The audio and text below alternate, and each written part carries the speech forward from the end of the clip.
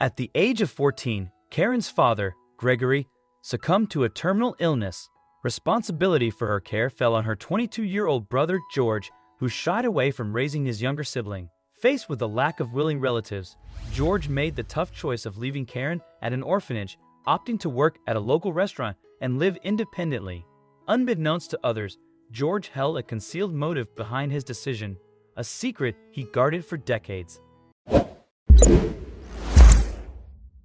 As the years rolled on, a span of 38, Karen reached 52, while George turned 60. Unexpectedly, a homeless man appeared on Karen's doorstep. It was none other than George, prompting Karen's surprise.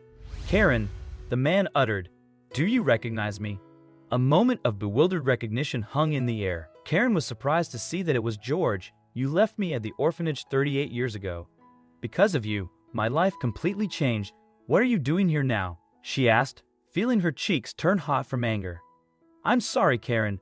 I've been so guilty that I could never get you out of my head. There's not a day I haven't thought about what I did, and I consider it the biggest mistake of my life. I'm here because I want to come clean and give you something that belongs to you," George explained. Karen refused to let her brother in and instead stood by her front door, arms across her chest, staring at him. George took it as a sign for him to continue explaining himself.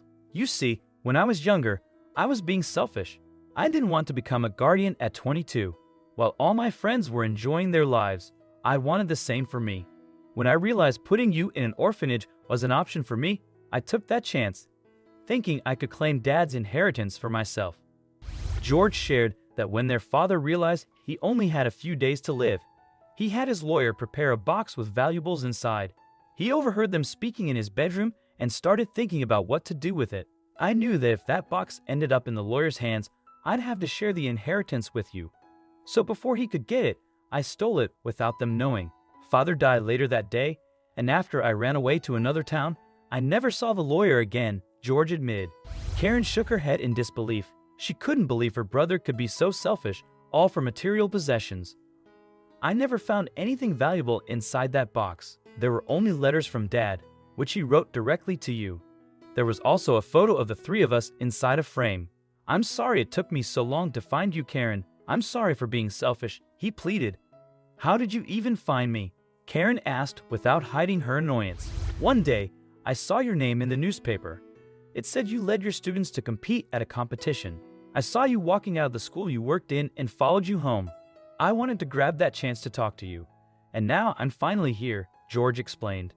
"I wish I could have helped you along the way, Karen. I've always dreamed of making it up to you by ensuring you had everything you could need in your life, but I ended up with so much debt and became homeless. I tried going back home to our house, but the government seized the property after I didn't claim it all those years ago. I'm sorry, Karen. All I can give you is this box," he said, handing it to Karen. Karen took it and saw the old letters her father had written to her. She couldn't help but cry, remembering their good times together. Although she was angry at her brother for depriving her of these precious mementos and a life with her only family, she felt sorry for him and invited him inside to eat and take a shower. While he was freshening up, Karen reread the old letters her father had written to her in the past. In them, her father spoke about his business trips and gave clues to where he left presents for her in their house. Most of them, he hid in a hole inside the attic. She stared at the photo that came with the frame, then decided to remove it from the frame to see if there was an inscription on the back. She was surprised to find the words, "If you search, you will find." It was the same quote he had written on each of his letters, which was Karen's signal to search for a gift he'd hidden for her. Karen realized that her father was telling her something and decided to determine whether or not her hunch was correct. She asked her husband to look after George for a while, and she darted out of their house to head to her childhood home. When she got to the address of their old home, she was surprised to see that it was still abandoned and with its original structure still intact. Despite it having a government property sign, she decided to enter anyway to see whether or not the chest was still in the attic. To her surprise, the attic looked untouched. There, she found a box left behind by her father, and she knew immediately that it was what he was pertaining to in his letter. She decided to open it, and there she found precious jewelry and several gold bars. Karen placed everything inside her bag and headed home. After dinner, she called her brother to remain seated at the dining table. "There," she said, I have every right to hate you and even kick you out of my house. I shouldn't be showing you this because I don't know what your true intentions are for showing up at my doorstep. But look, Karen then emptied her bag, which shocked George. There were several pieces of gold and diamond jewelry and several gold bars. This is what Dad left us, she told him. I know you probably came here because you knew I'd be the only one to figure out what he meant in those letters. So here, take them, she said, handing him the gold bars. You and I will never be the same.